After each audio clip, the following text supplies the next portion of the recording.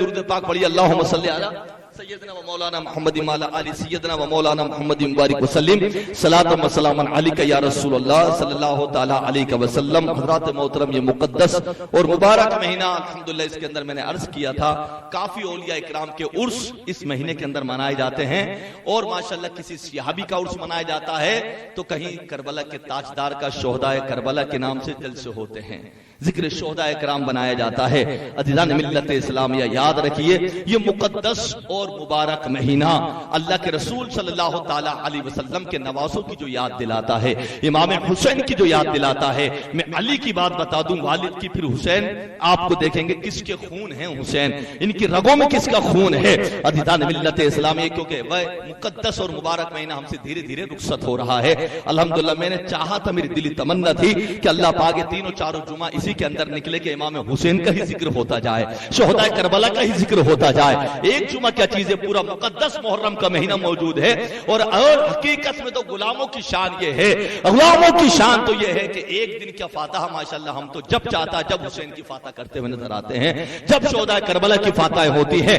یاد رکھیے ذاتیان ملت اسلامیہ، ماحول بڑا گھنونا، حالات بڑے گھنونے، فتنوں کا دور جنم لے رہے ہیں، فتنے نئے نئے، کبھی کانوں میں کیا آواز آ جاتی ہے، کبھی کانوں میں آواز کیا آ جاتی ہے، ایک ہفتہ نہیں نکلتا نئے نئے فتنے جنم لیتے ہیں، نئے نئے فتنے جنم لیتے ہیں۔ میں کہتا ہوں ہائے ہائے مسلمان، کہاں تو چل رہا ہے، ہائے ہائے مسلمان۔ افسوس کہ ایک عام آدمی جو اپنا نہ ہو، اگر غیر کچھ کہہ دے، غیر اگر کچھ کہہ دے تو اتنا احساس نہیں ہوتا، ہوتا ہے لیکن اتنا احساس نہیں ہوتا۔ لیکن کوئی داڑھی والا اگر کہہ دے تو بڑا احساس ہوتا ہے، کوئی ٹوپی رکھے اگر پھر یہ کہہ دے تو بڑا احساس ہوتا ہے، کوئی جھپے پہننے والا اگر یہ کہہ دے تو بڑا احساس ہوتا ہے۔ اے عزیزان ملت اسلامیہ، یاد رکھیے ولیوں کی شان ہم کیا اپنی زبانوں سے بیان کریں گے، اے تاجدار کربلا کی شان ہم کیا اپنی زبانوں سے بیان کریں گے، صحابہ کی شان ہم کیا بیان کریں گے۔ اے عزیزان ملت اسلامیہ، ولیوں کی شان بھی قرآن کے اندر موجود ہے، کربلا والوں کی شان بھی قرآن کے اندر موجود ہے، صحابہ کی شان بھی قرآن کے اندر موجود ہے،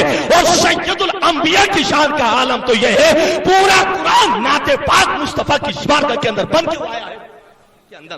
عزیزان ملت اسلامیہ، آدمی نے سمجھا ہی نہیں، بولے کہ ولیوں کی شان بتائیں تو آپ قرآن دیکھ کر کے ہم تمہیں بتائیں ولیوں کی شان کیا ہے۔ اگر کربلا والوں کی شان پوچھیں تو ہم تجھے بتائیں کہ کربلا والوں کی شان کیا ہے۔ عزیزان ملت اسلامیہ، اس زبان کو ہلا دینا بڑا آسان کام ہے، سب سے آسان کام دنیا کے اندر بتا دوں میں آپ کو کیا ہے، سب سے آسان کام دنیا کے اندر کوئی ہے تو کسی کے اوپر انگلی اٹھانے کا ہے۔ انگلی اٹھانے کا سب سے آسان کام دنیا کے اندر ہے، اور سب سے زیادہ مشکل کام اگر دنیا میں کوئی ہے تو سب سے زیادہ مشکل کام ہے آدمی خود کی اصلاح کرنا، خود کی اپنے آپ کی اصلاح کرنا سب سے مشکل کام ہے کہ یار میرے میں کمی کیا ہے، میرے میں کمی کیا ہے، کہیں میری بولی تو خراب نہیں ہے، کہیں میرے اخلاق تو خراب نہیں ہے، کہیں میرا کردار تو خراب نہیں ہے، کہیں میرے سے کسی کو تکلیف تو نہیں ہو رہی ہے۔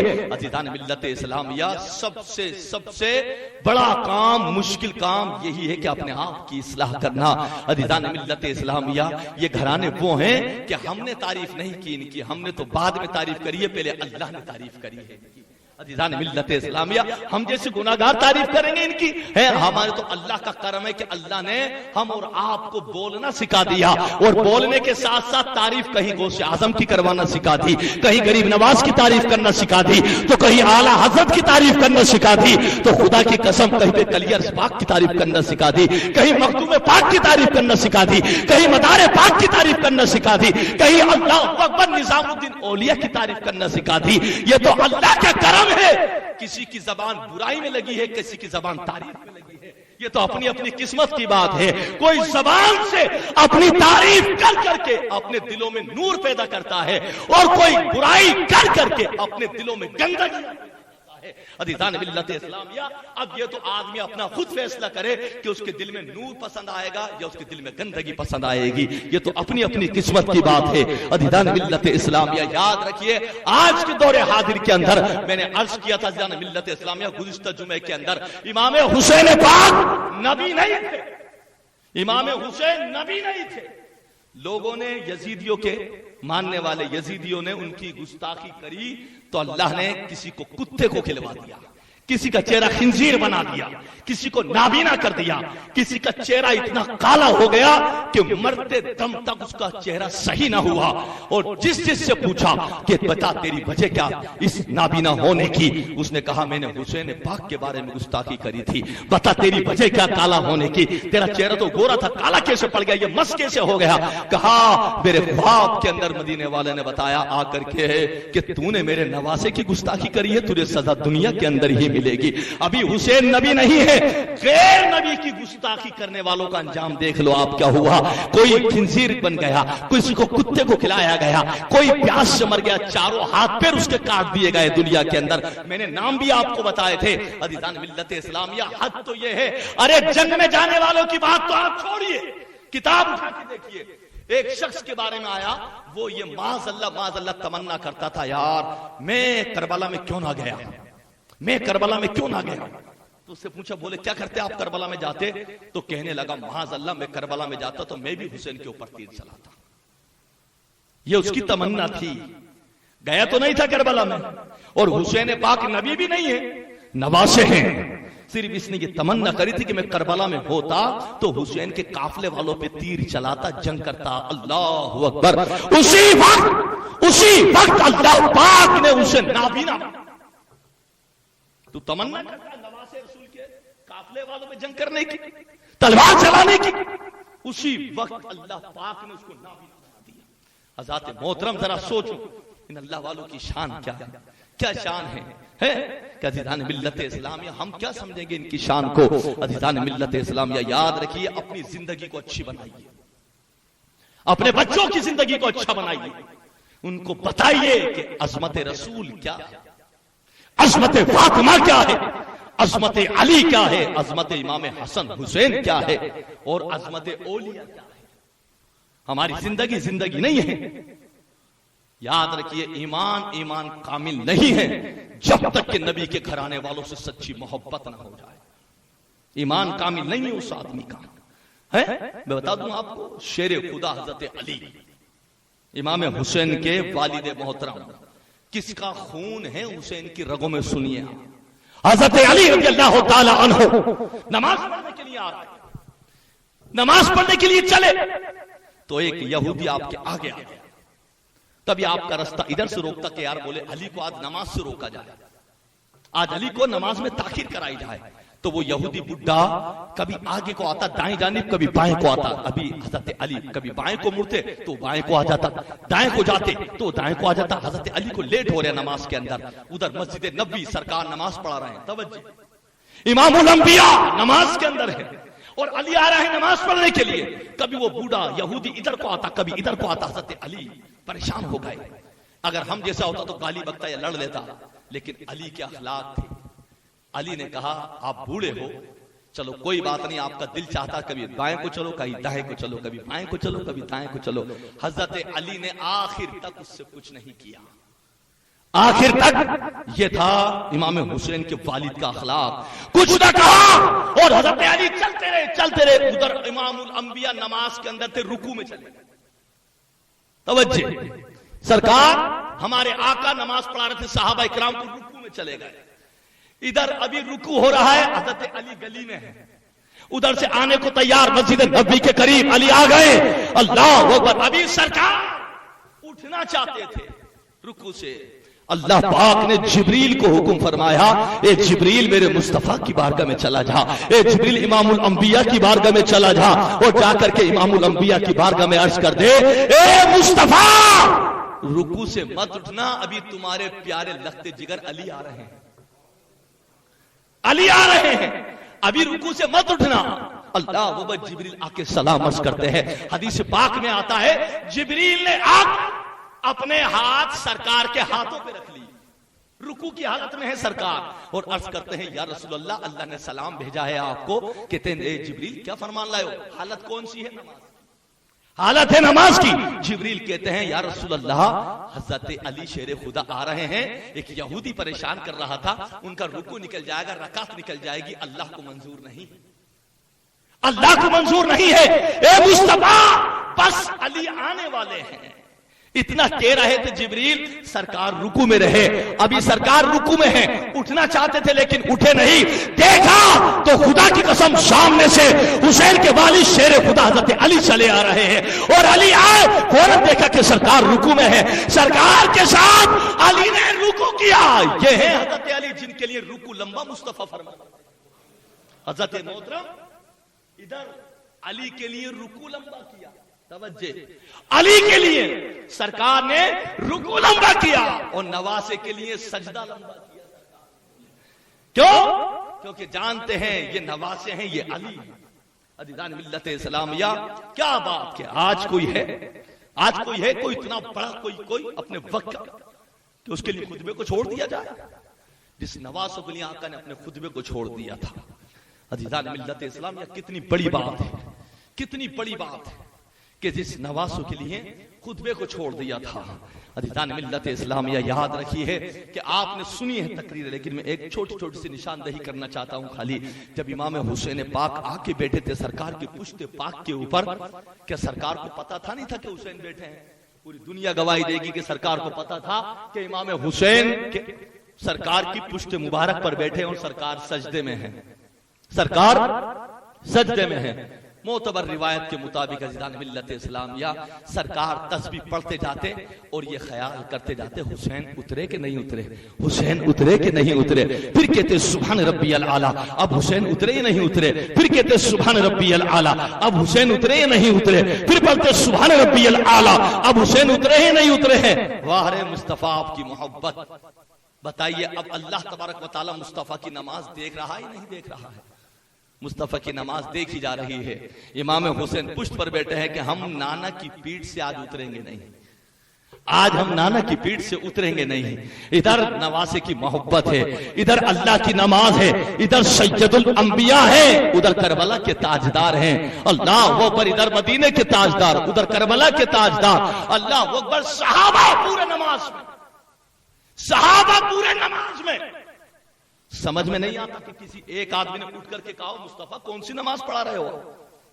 ہے کوئی تاریخ ایسی؟ کسی کی ہمت ہوئی کہ کسی نے کہا کہ مصطفیٰ آپ نے کیسی نماز پڑھا دی ہے؟ لیکن اللہ کے رسول کو وہاں پہ شک نہیں تھا, یقین تھا کہ میری پیٹھ پر حسین بیٹھے, حسین بیٹھے میری پیٹھ کے اوپر. یقین پورا, شک نہیں. تو اللہ کی تمام عبادت ہو ہی نہیں رہی تھی. یہ تو بات ہی حسین سے چل رہی تھی. حسین اترے کہ میں آگے نماز پورا کروں, حسین اترے تو میں نماز پورا کروں.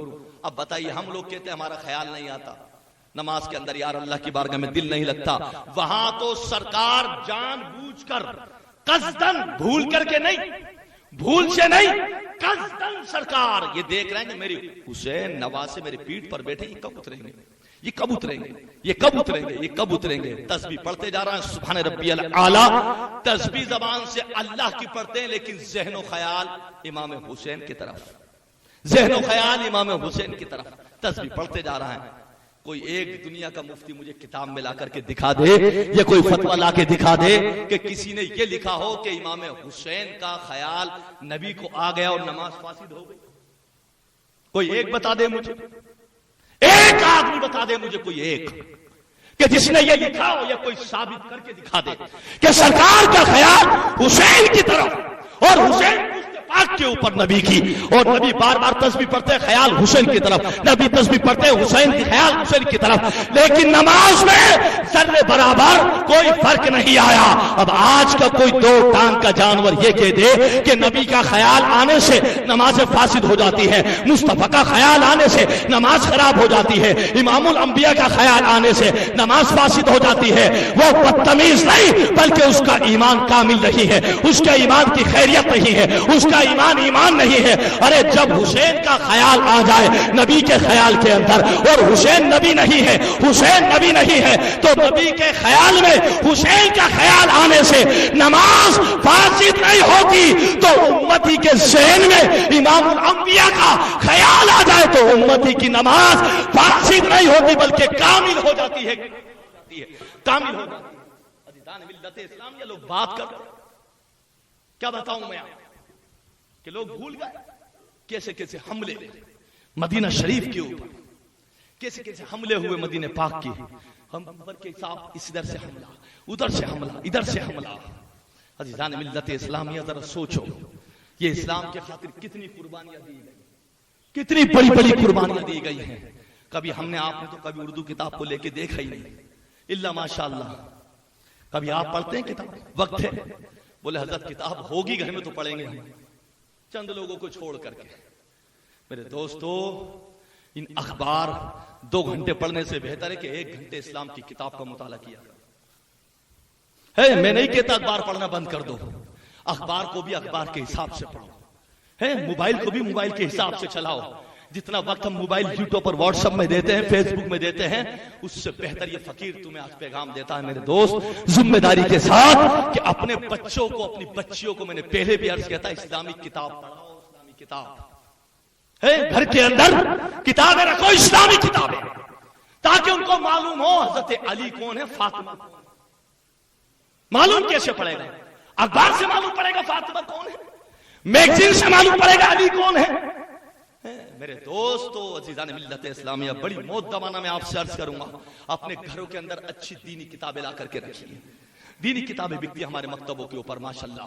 عزیزان ملت اسلامیہ، سنی عقائد کی کتاب لے کر کے آپ بتائیے غوث اعظم کون ہے، غریب نواز کون ہے، غریب نواز کی والدہ کون ہے، غوث اعظم کی والدہ کون ہے. ہماری ماں بہنوں کو جب تک معلوم نہیں پڑے گا، عشق نہیں پڑے گی، جب تک محبت پیدا بھی نہ ہو. ان کی قربانیاں جب سامنے آئیں گی تو ان کو پتا چلے گا فاطمہ کون ہے، علی کون ہے، ام الخیر کون ہے، حضرت سارہ اور حضرت حاجرہ کون ہے. عزیزان ملت اسلامیہ، دنیا کے اندر لوگوں نے تماشا حوا بنا دیا ہے، کبھی کیا کمی، کبھی کیا خامی، کبھی کیا کمی، کبھی کیا خامی. میں کہہ کر کے جانا چاہتا ہوں میرے دوستو، حالات بڑے نازک ہیں، بڑے نازک حالات. ہمارے کبھی معاشرے کو دیکھتے ہیں تو کبھی ادھر دیکھتے ہیں، کبھی اپنوں کو دیکھتے ہیں تو کبھی غیروں کو دیکھتے ہیں، کبھی غیروں کو دیکھتے ہیں تو کبھی اپنوں کو دیکھتے ہیں. کیا حالات ہیں. اس لیے کسی شاعر نے کہا تھا، کچھ سمجھ میں نہیں آتا کہ چھیڑوں داستہ کیسے، کچھ سمجھ میں نہیں آتا کہ چھیڑوں داستہ کیسے، ہنساؤں تو بغاوت ہے، رلاؤں تو بغاوت ہے. عزیزان ملت اسلامیہ، اپنے گھروں کے اندر ایک ایک آدمی جائزہ لے. اور خدارا میرے دوستو، زندگی وقت نکل رہا ہے، وقت نکل رہا ہے. ہم اور آپ ایک ہی گھر کے لوگ ہیں، ایک ہی گھر کے لوگ، ایک ہی رسول کی امت ہیں ہم لوگ. میرے دوستان محترم، اپنے گھروں کے اندر دینی ماحول بناؤ، اپنے گھروں کے اندر دینی ماحول پیدا کرو. اپنی بچیوں کو اٹھنے کے بعد دیکھا کرو کہ ہماری بچی کوئی موبائل تو نہیں چلاتی ہے، ہماری بچی کوئی کالج جاتی ہے تو کتنے بجے جاتی ہے اور کتنے بجے آتی ہے، ہماری بچی اسکول جاتی ہے تو کتنے بجے جاتی ہے، کتنے بجے آتی ہے، ٹیوشن پڑھتی ہے تو پڑھانے والے کون ہیں، پڑھنے والے کون ہیں. میرے دوستو، حالات کا جائزہ لو قریب سے. جہاں پر ہم ایک ایک گھنٹے ٹیوشن پڑھانے کے 2000 روپے بھی دیتے ہیں، وہیں پہ میں ہاتھ جوڑ کے تم سے بنتی کروں گا میرے دوستو، جہاں 1 گھنٹے ٹیوشن پڑھانے کے، دنیاوی تعلیم کی ٹیوشن پڑھانے کے 2000 روپے دے سکتے ہو، میں کہتا ہوں وہ مقدس قرآن جو سارے مومنوں کے لیے شفا بن کے آیا، کیا اس قرآن پڑھانے کے لیے تمہارے بچے پہ 1000 روپے خرچ نکلے؟ عزیزان ملت اسلامیہ، 100 روپے مہینے پہ حافظ صاحب آئیں گے، 200 روپے مہینے پہ حافظ صاحب آئیں گے. حضرت 3 چھٹیوں ہوئی کہ آپ کی 50 روپے کٹیں گے. میں کہتا ہوں ڈوب کے مرنے کا مقام وہ مقدس قرآن اللہ وبد جو انبیاء، امام الانبیاء پر نازل ہوا، جو شفا بن کر کے وہ پڑھانے کا ٹائم نہیں ہے کہ ارے حضرت بولے حافظ صاحب سیٹ نہیں ہوتے، بولے یار کبھی آتے ہیں کبھی نہیں آتے ہیں، کبھی امام صاحب آتے ہیں نہیں آتے ہیں. میں کہتا ہوں عزیزان ملت اسلامیہ، سب کے ساتھ اخراجات ہیں، سب کے ساتھ ضرورتیں ہیں، سب کو پیسے کی ضرورت ہے، سب کی ضرورتیں پیسے سے پوری ہوتی ہیں. عزیزان ملت اسلامیہ، کسی کا تیل، کسی کا چاول، کسی کا آٹا، سب پیسوں سے آتا ہے. لیکن میرے دوستو، میرا مقصد پیسے کی طرف رغبت نہیں ہے. میں بتا کر یہ جانا چاہ رہا ہوں تمہیں کہ اپنے بچوں کو بڑھیا تعلیم دلاؤ. بچوں کو جب امام حسین اپنے آپ تمہارے سمجھ میں آئیں گے، جب اچھی تعلیم ہوگی تو غوث اعظم غریب نواز بھی سمجھ میں آئیں گے. کیوں نہیں پڑھاتے ہم؟ کیوں تعلیم سے دور کر دیا بچوں کو؟ ابھی ایسے میرے سامنے ہے، میں دور کی بات کیوں کروں، گھروں کے اندر حال ایسے ہو گئے کہ جب ایگزام سر پہ آتا ہے تو بولے کوئی اردو کی تیاری کراتا ہے، کوئی عربی کی تیاری کراتا ہے. ارے بولے مولانا، بولے وہ ہمارے بچی کا بھی ایگزام آ گیا، وہ ہمیں اردو پڑھوانی ہے. مطلب ایگزام آئے گا بچی نے چوائس کر لیا سبجیکٹ اردو سنسکرت کی جگہ، تو اب اردو پڑھائی جائے گی، ویسے نہیں۔ وہ مسلمان، تیری عادت و اخلاق، تیرے کردار، تیری سیرت، تیرے گھرانے کے حالات کیا تم نے بنا دیے؟ پہلے اردو ایگزام میں پاس ہونے کے لیے نہیں پڑھائی جاتی تھی، پہلے اردو کامیابی اس لیے نہیں کہ ہمارے بچہ ڈگری لے کے آئے گا، نہیں، بلکہ اردو اس لیے لائی تھی گئی تھی کہ خدا کی قسم تمہیں معلوم ہو جائے کہ حضرت علی ابو بکر کی شان کیا ہے، غوث اعظم قریب نواز۔ اردو کا ماحول ختم کر دیا لوگوں نے گھروں میں سے، قرآن کو بالائے طاق کر کے بولے وہ آدھے گھنٹے حافظ صاحب آئیں گے، پڑھا کے چلے جائیں گے۔ میں دعوت دینا چاہتا ہوں آج آپ لوگوں کو، عزیزان ملت اسلام، یہ مقدس محرم الحرام کا مہینہ، یہ وہی مہینہ تھا کہ 9 تاریخ کی رات امام حسین بھی قرآن کی تلاوت کر رہے تھے، حضرت زینب بھی قرآن کی تلاوت کر رہی تھی، اور تو اور امام زین العابدین بیمار بھی قرآن کی تلاوت۔ کیوں سمجھ میں نہیں آتی ہمارے؟ یہ جس شہداء کربلا کے نعرے تم لگاتے ہیں، ہم لگاتے ہیں، اس امام حسین کا نعرے لگانے والوں، یہ امام حسین صبح جنگ تیار، کفن باندھے ہوئے پورا قافلہ، لیکن رات کو خدا کی قسم پورا قافلہ قرآن کی تلاوت کر رہا تھا۔ وہ جانتے تھے قرآن کی عظمت کیا ہے، وہ جانتے تھے قرآن کا مقام کیا ہے۔ اس لیے عزیزان ملت اسلام، یہاں بچاؤ، کس ٹاپک کو میں بیان کر کے نکلوں؟ میں چاہتا ہوں کہ قوم کی باتیں قوم تک پہنچے۔ میں نے ذکر کیا تھا ابھی ایک جلسے کے اندر، نائی کی تھلی کے اندر کہیں نوجوانوں کو نشہ، کہیں بیڑی سگریٹ، کہیں گٹکے، بیمار پڑ رہا ہے لیکن گٹکا کھائیں گے، کینسر ہو رہا ہے لیکن گٹکا کھائیں گے، پھیپھڑے خراب ہو رہا ہے لیکن سگریٹ پیئیں گے۔ لیکن ماں باپ، بیچارے ماں باپ بھی کیا کریں؟ کیا کوئی باپ چاہتا ہے میرا بیٹا سگریٹ پیے؟ کوئی ماں چاہتی ہے اس کا بیٹا گٹکا کھائے؟ لیکن میں کہتا ہوں یہ چھوٹے گا کیسے؟ بڑے ہونے کے بعد سگریٹ نہیں چھڑائی جاتی ہے، بڑے ہونے کے بعد میں بیئر نہیں چھڑائی جاتی ہے، بڑے ہونے کے بعد میں گٹکے سگریٹ بیڑی نہیں چھڑائے جاتے ہیں۔ جب ابتدا ہوتی ہے اسی وقت ماں باپ کی روک لگائی جاتی ہے، بیٹے تو کس لائن میں جا رہا ہے، تو کس لائن میں جا رہا ہے، تو کس لائن میں جا رہا ہے۔ اور یہ لائن کو روکنے کے لیے ضرورت پڑتی ہے ایک ذمہ دار امام اور ایک عالم دین۔ جب تک گھر میں دینی ماحول